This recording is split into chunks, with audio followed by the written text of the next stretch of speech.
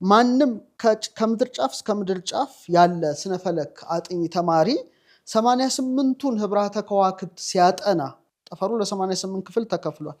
ቅድምም ደጋግመንም በመጽሐፋችንም እየጠቀስነው እንዳለ ነው እንደ ሀገር የተጻፈችው ከኢትዮጵያ ብቻ ናት። ይሄ እኮ በጣም ትልቅ ጉዳይ ነው። እኛ ብንባንን እኮ የአንድሮሜዳ ከተማን ገነባ ነበር። ካሲዮፒያ ከተማን ግን መጪው ትውልድ ይገነባዋል። ችግሩ አሁን ሴፊውስም ከተማ መገንባት ነበረበት። እንደ ሀገር ኢትዮጵያ ተጽፋለች።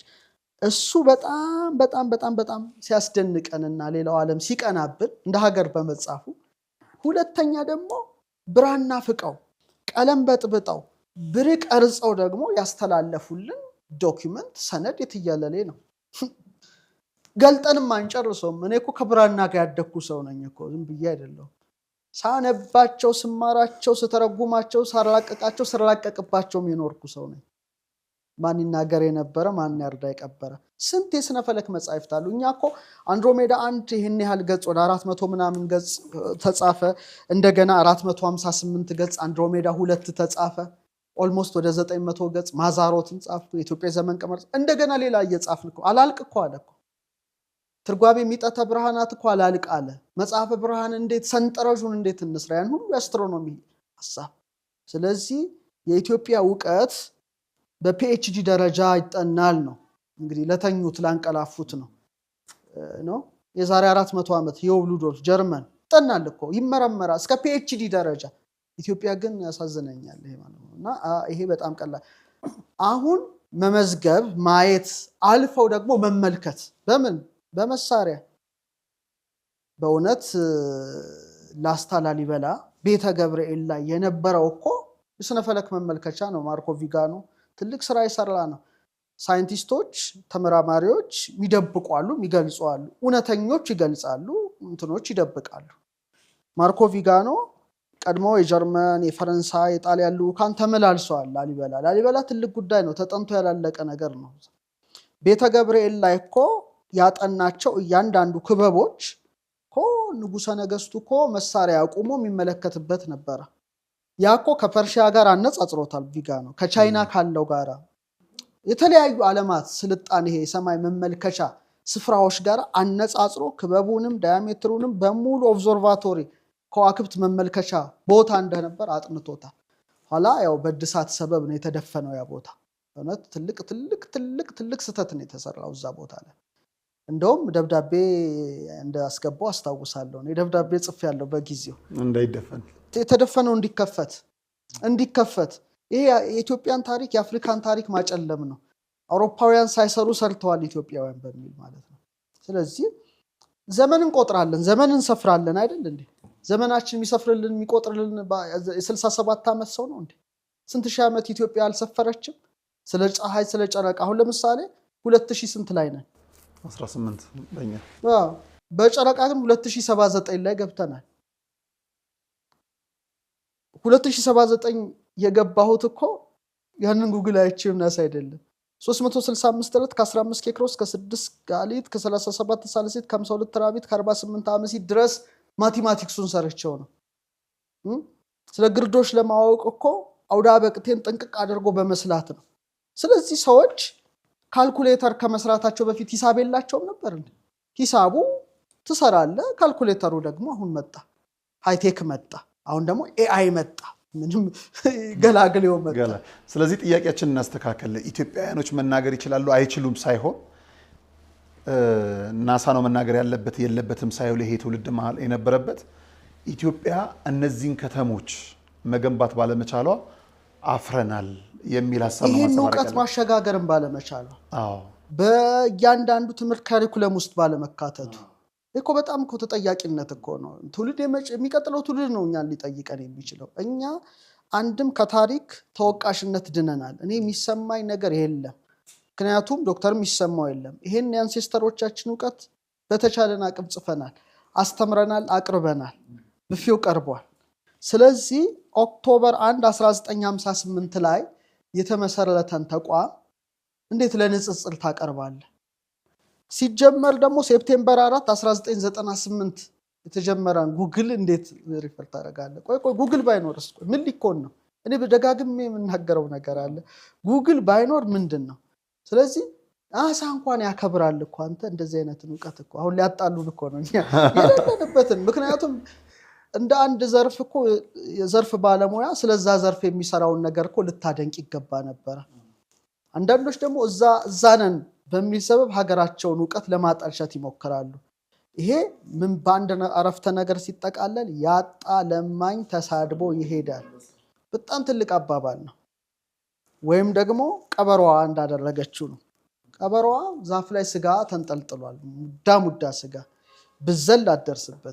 ብዘል አደርስበትም እና ይሄ ነገር አፕል ነው ብላ ሄደሽ ነው። ይሄ የሚያሳየው እስከ ሳድሲት ጠንቅቀው የዛሬ 600 ዓመት ስለሚሆነው ጉዳይ በጭንቅላት ብቻ እኮ በማስላት እኔ አሁን የኔ መምህር ነፍሳቸውን ይማር እንዲ ካልኩሌተር እንደሰችው እኮ ሲያሰሉት እኮ ይገርማል እኮ ምንም አይነት ካልኩሌተር ወርም የተማሩት አይደለም። ስለዚህ ይሄ ነገር በጣም ወሳኝ ጉዳይ ነው እና እኔ እንደ እውነት ለመናገር ኢትዮጵያ ሀገራችን ታላቅ ሀገር ናት፣ የከበረች ሀገር ናት። ቅዱስ መጽሐፍ እንኳን ከ40 ጊዜ በላይ ጠቀሳት ሀገር ናት እና ልታንቋሽሽ አትችልም። እቺ ነገር ልትችላችልም። አሜሪካ ስለኖርክ ሳሙኤል ስለኖርክ ልታከብራት ነው የሚገባው፣ ልታከብራት ይገባልና እኔ ያጣለማኝ ተሳድቦ ሄዳል። አንድ ኔታ ይትባረክ የሚባሉ ሊቅ ነበሩ። እሳቸውን ነገር ላንሳ። ሩፋኤል አስተዳዳሪ ነበሩ። ትልቅ ሊቅ የቅርብ ሊቅ ነበሩ። ላይ ከወንጌል በደ ማርያም አባት ናቸውና አንዴ የቅኔ ሊቅ ናቸውና ቅኔ ተቀኝተው ወጡ። በጣም ቅኔው ያሳቸው ትንሽ ጠጠር ያለ ነው እና አንዱ እንደው አውደልዳይ ነገር አቤት ኔታ ይትባረክ ቅኔውን እኮ አወረዱት፣ አቤት እርሶ የተቀኙት ቅኔ አላቸው። አንተማ የኔን ቅኔ ከሰማህ አልተቀኘሁም ማለት ነው። ሰውማ ይሄን የኢትዮጵያ ዕውቀት ካወቀ እውነትም አውቋል። ኢትዮጵያ ከዚህ ጋር ልትነጻጸር አትችልም። the Ethiopians were the first who invented the science of stars ሲባል እኮ እንደ አንድ ኢትዮጵያዊ ነፍስ ሊፍነከነክ ይገባል እንጂ ጠበል ውስጥ እንደገባ ርኩስ መንፈስ መወራጨት ተገቢ ነው ብዬ አላምንም። እና ብዙ ጊዜ የሚባል አባባል አለ፣ ዝም ያሉ አሳንበሬዎች በባህር ውስጥ እያሉ እንቁራሪቶች ዳር ላይ ሆነው እንጫጫሉ ይላልና በእንቁራሪቶች መንጫጫት የሚባንኑ ወይም የሚረበሹ አሳንበሬዎች የሉም ነው። ስለዚህ በማንም ዓለም መንጫጫት ኢትዮጵያ አትረበሽም፣ ዕውቀቱ አይረበሽም። እስካሁንም ዘመን እየሰፈርንበት እየቆጠርንበት ያለው ካሌንደር ነው። ነገም ትውልዱ ያስቀጥለዋል። እኛ ደግሞ ፕሮዳክትና መጽሐፉን እንጽፋለን፣ ፕሮዲውስ እናደርጋለን። ዕውቀት ሰው ገንዘብን ይሰርቃል፣ ጭንቅላትን ግን ሊሰርቅብህ አይችልም። ስለዚህ እንደኔ እንደው ማመጣጠን መቻል በራሱ ስለዚህ ያቀረብነው አጠቃላይ እዚህ ላይ የኢትዮጵያ ሐሳብ ከስንት ሺህ ዓመት በፊት አባቶቻችን እንዲያሰሉ ነበረ። አሁን ዓለም የደረሰበት ናሳም በለው እንደዚህ ያሰላ ነበረ። አባቶቻችን በዚህ ደረጃ ጨረቃን ያውቁ ነበረ። አሁን ያለው ሳይንስ ደግሞ በዚህ ያውቅ ነበረ። አባቶቻችን ስለ ግርዶሽ ይሄን ይሉ ነበረ። ዕውቀቱ ማቴማቲክሱ እስከ 6ኛው ድረስ ወርደን እኮ ነው ያሰላ ነው። ናሳም በለው ሪሰርች ሴንተር በለው በመላው ዓለም ያለው በዚህ መልኩ ያጠናል ብለን ያቀርብነው እንጂ ትንበያ ምን ማለት ነው? ትንበያ አሁን ነብይ ያለ አላቅም። ትንበያ ምንድነው? ራሱ ድሮ ነብያት ነበሩ ከክርስቶስ ልደት በፊት ይወርዳል ይወለዳል ነው። ሐዋርያት ተተኩ፣ ከዛ ሊቃውንት ነው የቀጠሉት አይደለ? እኛ እኮ ተመራማሪዎች ነን፣ ተንበያዎች አይደለንም አይደል እንዴ? ተመራማሪዎች ነን፣ መጽሐፍ ጸሐፊዎች ነን፣ አዋቂዎች ነን። ታዋቂዎች ብቻ ሳይሆን አዋቂዎችም ጭምር ነን፣ የዘርፉ ባለሙያዎች ጭምር ነን። ስለዚህ ሊቃውንቱ ኢትዮጵያውያን ሊቃውንት በዚህ መልኩ ግርዶሽን አሰሉ።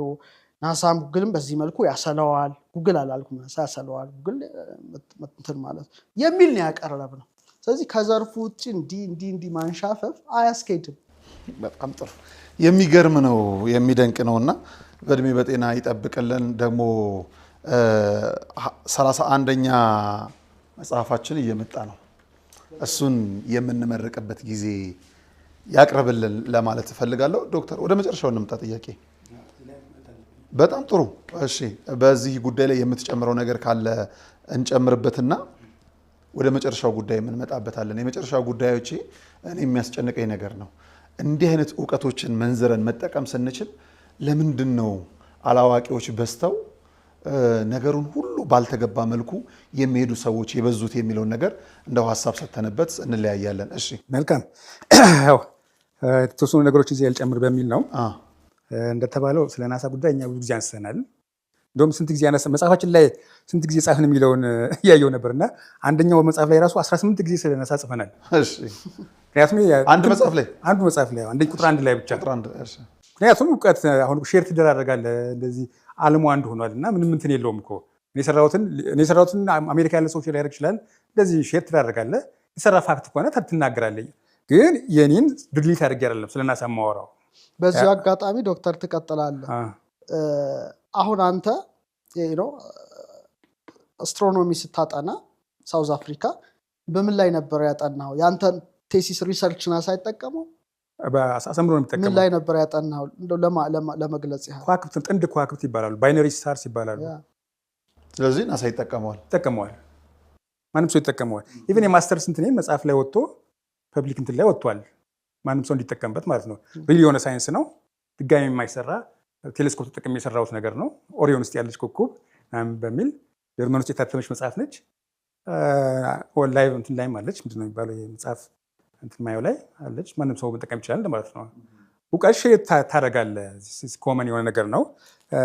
ከዛ ውጭ ያው መምህር እንዳለው ናሳ 67 ዓመት ዕድሜ፣ ጎግል 25 ዓመቱ ነው መሰለኝ ሰምቲንግ።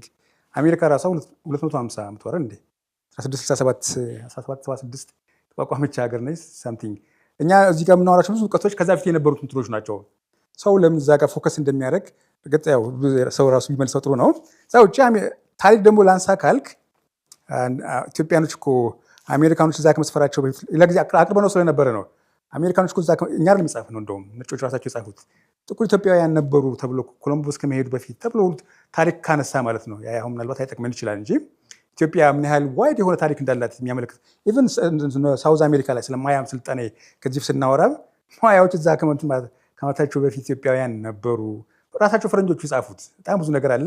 ከዚህ በፊትም አቅርበነዋል እና የራስን ታሪክ እንደዚህ ማሳነስ ማለት ሌላ ነገር ነው የሚመስለው እና በዛ መልኩም ቢታይ። ከዛ ውጭ እውቀት ቅድም መምህር ያነሳው ነገር እውቀት ሼር ታደርጋለህ። አሜሪካኖች እውቀትን ከዓለም ላይ ነው የሚወስዱት። ብዙ ጊዜ ስከራከር ለአሜሪካ እውቀት ኢትዮጵያ ኮንትሪቢሽን አለው።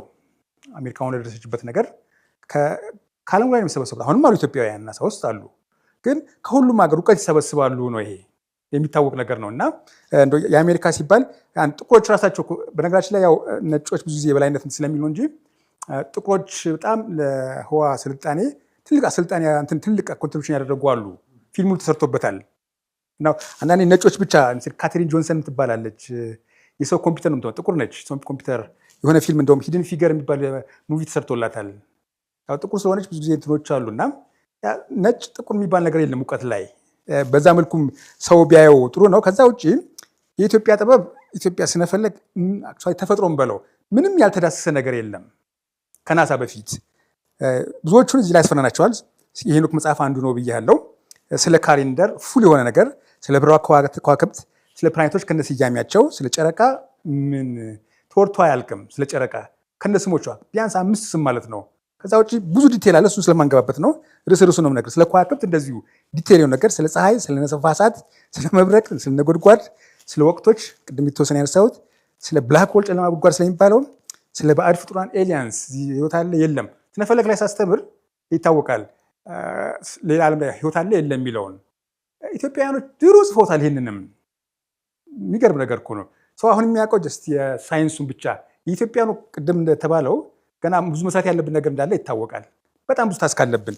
በዛ መልኩ ቢታይ ነው የምለው። ብዙ ዲቴሎች አሉን፣ ሱሱ ይቅርብኝ። ከዛ ውጭ ሰሞኑ ይሄን ነገር ቼክ እያደረኩኝ አንድ ወሳኝ ነገር ታህሳስ 29 መጽሐፍ ቅዱስ ላይ አሁን እንግዲህ ገናም ስለቀረበ ታህሳስ 29 መጽሐፍ ቅዱስ አላገኘሁም። ኤአይ ጠይቄ መልስ ታይ እንደዚህ የሚባል የለም አለኝ ብሎ የሚታወቅ እንትን ሰው እኮ ነው።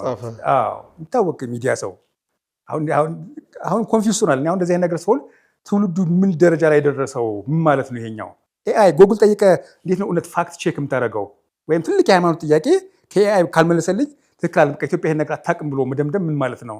እዚህ ላይ በጣም ትውልዱ ጥንቃቄ እያደረገ ቢራመድ ጥሩ ነው ብዬ አስባለሁ። ከዛ ውጭ ስለ ጊዜን በተመለከተ በተለያየ ጊዜ ባለፈው ዓመት ብዙ ነገሮች እንትን ብያለሁኝ። ጊዜ ፍልስፍና የኢትዮጵያ ውጭ እያልን ጊዜ መቆጠር ከጀመረ ጀምሮ ኢቭን መቼ ያልቃል? ለምሳሌ 8ኛው ሺህ ብዙ ቀመሮች አሉ።